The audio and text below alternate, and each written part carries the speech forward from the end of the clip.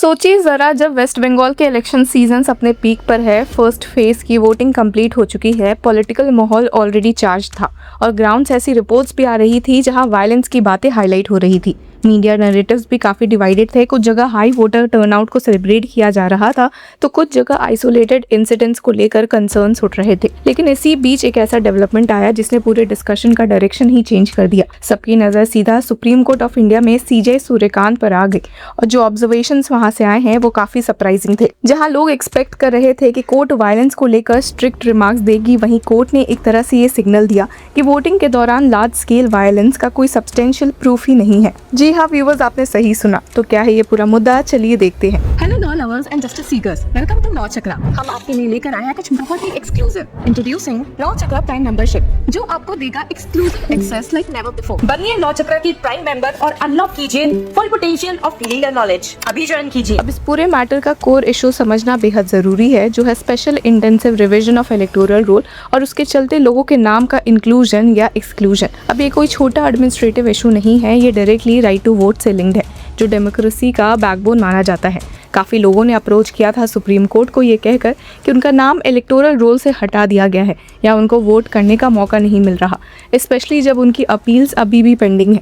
लेकिन supreme court ने यहाँ एक क्लियर स्टैंड लिया और कहा कि हर ग्रीवांस का डायरेक्ट सोल्यूशन अपेक्स कोर्ट नहीं हो सकता। अब बेंच जो इस मैटर को सुन रही थी उसमें सीजे सूर्यकांत, जस्टिस जॉय माल्या बागची और विपुल एम पंचोली शामिल थे और इन्होंने अपने ऑर्डर में क्लियरली स्टेट किया कि liberty is given to aggrieved persons to approach the Calcutta high court and और the appellate tribunals constituted in the state for appropriate redressal. अब ये लाइन एकदम सेंट्रल है क्योंकि ये दिखाती है कि कोर्ट इंस्टीट्यूशनल हायरार्की को मेंटेन करना चाहता है। मतलब अगर ग्रीवांस है तो पहले उस फोरम पर जाओ जो स्पेसिफिकली उसके लिए बनाया गया है। अब सुप्रीम कोर्ट ने अपने अप्रैल 13 के ऑर्डर का भी रेफरेंस दिया, कहा कि most issues have been comprehensively answered by April 13 order.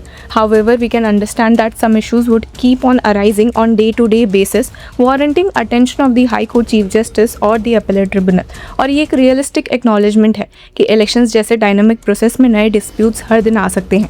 Court ने ये भी अलाउ किया कि अगर कोई पेंडिंग इशू है तो हाई कोर्ट के चीफ जस्टिस को एडमिनिस्ट्रेटिव साइड पर अप्रोच किया जाए।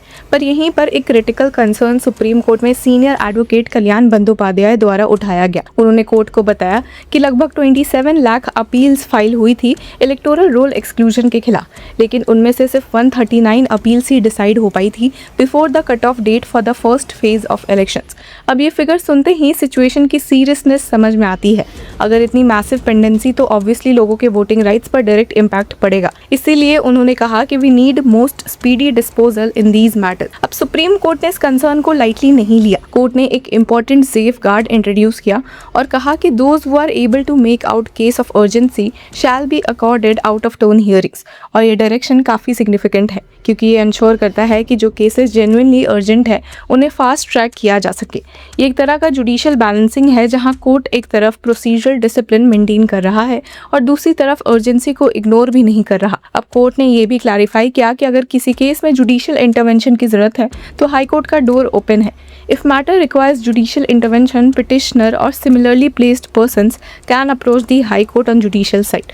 मतलब सुप्रीम कोर्ट ने अपने आप को कंप्लीटली डिसएंगेज नहीं किया, लेकिन एक स्ट्रक्चर्ड पाथवे डिफाइन किया। अब एक और सेंसिटिव इशू सामने आया जो काफ़ी लोगों को डायरेक्टली अफेक्ट कर रहा था, स्पेशली वो 65 लोग जो इलेक्शन ड्यूटी पर थे। अब पिटिशनर्स के काउंसिल ने आर्ग्यू किया कि इनका एपिक नंबर उनके इलेक्शन ड्यूटी ऑर्डर में मेंशन था, लेकिन बाद में उनका नाम इलेक्टोरल रोल से डिलीट कर दिया गया। काउंसिल ने कोर्ट को बताया कि this on the face is arbitrary.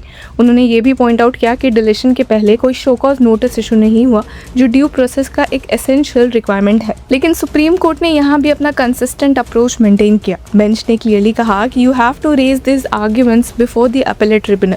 इसके साथ ही एक और इम्पोर्टेंट ऑब्जर्वेशन दिया कि we will examine the more valuable right to remain on the rules. और ये स्टेटमेंट काफ़ी डीप है क्योंकि ये इंडिकेट करता है कि इलेक्टोरल रोल में रहना एक फंडामेंटल डेमोक्रेटिक कंसर्न है, लेकिन उसका एजुडिकेशन प्रॉपर फोरम के थ्रू ही होगा। अब इस पूरे हियरिंग का एक और इंटरेस्टिंग एस्पेक्ट था वोटर टर्नआउट। वेस्ट बंगाल के फर्स्ट फेज में लगभग 92% टर्नआउट रिकॉर्ड हुआ, जो कि काफ़ी हिस्टोरिक माना जा रहा है।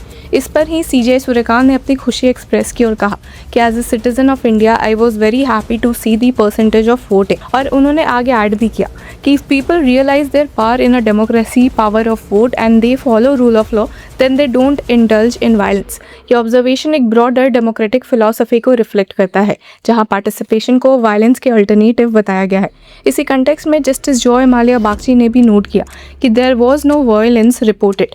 और ये स्टेटमेंट काफ़ी डिबेट क्रिएट कर सकता है, क्योंकि ग्राउंड लेवल पर कुछ इंसिडेंट्स की रिपोर्ट ज़रूर आई थी, लेकिन सॉलिसिटर जनरल तुषार मेहता ने कोर्ट को बताया कि सिक्योरिटी फोर्सेज ने काफ़ी कमेंडेबल जॉब किया और किसी भी मेजर अनटूवर्ड इंसिडेंट को प्रिवेंट किया। ऑल्दो उन्होंने ये भी एक्सेप्ट किया कि कुछ आइसोलेटेड इंसिडेंट्स हुए थे। अब हियरिंग के दौरान एक कल्चरल और फिलोसॉफिकल मूवमेंट भी आया, जब जस्टिस बागची ने बंगाली में कहा, राज्य राज्य युद्ध हाय उलुकाग्र प्राण जाए, जिसका मतलब है the kings fight and the poor men suffer and die. ये लाइन इनडायरेक्टली पॉलिटिकल कॉन्फ्लिक्ट्स के आम लोगों पर पड़ने वाले इम्पैक्ट को हाईलाइट करती है और एक रिमाइंडर है कि इलेक्शन सिर्फ पॉलिटिकल पार्टीज का बैटल नहीं होता, बल्कि उसका रियल इम्पैक्ट ग्राउंड पर आम सिटीजन पर पड़ता है। अब अगर हम लीगल फ्रेमवर्क को देखें तो सुप्रीम कोर्ट ने 3 की प्रिंसिपल्स रीइंफोर्स किए हैं। पहला, ग्रीवांस रिड्रेसल का प्राइमरी मैकेनिज्म अपेलेट ट्रिब्यूनल्स और हाई कोर्ट है। दूसरा, अर्जेंसी केसेस को आउट ऑफ टर्न हियरिंग मिलेगी। तीसरा, सिर्फ अपील पेंडिंग्स होने से किसी को वोटिंग राइट ऑटोमेटिकली नहीं मिलता। और ये तीसरा प्रिंसिपल स्पेशली इंपॉर्टेंट है और ये कोर्ट के अप्रैल 13 के ऑर्डर से आता है, जहां क्लियरली बोला गया था कि mere pendency of appeals shall not entitle them to exercise their right to vote. अब कोर्ट ने आर्टिकल 142 का यूज़ करते हुए इलेक्शन कमीशन को डायरेक्ट किया था कि जो अपील्स स्पेसिफाइड डेट्स तक डिसाइड हो जाए, उन्हें सप्लीमेंट्री इलेक्टोरल रोल के थ्रू इंक्लूड किया जाए। और यहाँ एक प्रैक्टिकल चैलेंज सामने आता है, जब ट्रिब्यूनल्स इतनी स्लो पेस पर काम कर रहे हैं तो क्या ये रेमेडी इफेक्टिव है? ये सवाल बिल्कुल वैलिड है। कोर्ट ने इसको इनडायरेक्टली एड्रेस भी किया है by allowing out of turn hearings, लेकिन सिस्टमिक डिले का इशू अभी भी एक ग्राउंड रियलिटी है। और सबसे बड़ा क्वेश्चन ये है कि क्या ये सिस्टम ग्राउंड पर इफेक्टिवली काम करेगा?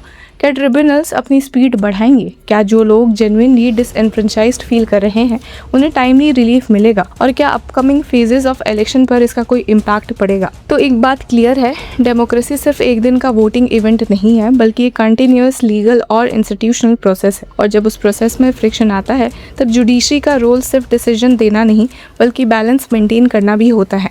यहाँ भी वही हो रहा है, जहाँ कोर्ट एक तरफ सिस्टम को रिस्पेक्ट कर रहा है और दूसरी तरफ उस सिस्टम को अकाउंटेबल भी बना रहा है। तो व्यूअर्स, इस पूरे मुद्दे पर आपकी क्या राय है? Do let us know in the comment section. Until then keep following law चक्र।